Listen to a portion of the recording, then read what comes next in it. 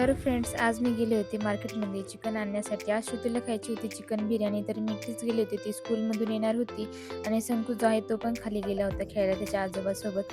नंतर मी जे आहे ते स्कूटीवरती आले होते, पण मी तिकडे साईडला जी आहे स्कूटी लावून ठेवली होती. कारण की हे बघा, पावसामुळे इतके गड्डे वगैरे झालेत ना, खूपच जे आहे पाणी वगैरे साचलेलं होतं. पाऊस पण थोडा वेळ जो आहे तो पडला होता. त्यानंतर मला भूक लागली थोडीशी, त्यामुळे म्हटलं चला थोडी पाणीपुरी जी आहे ती खाऊन घ्यावी. तर तो जेव्हा पाणीपुरी करतो तेव्हाच माझ्या तोंडाला जे आहे ते पाणी सुटलेलं होतं आणि मी मस्त पाणीपुरी वगैरे खाल्ली.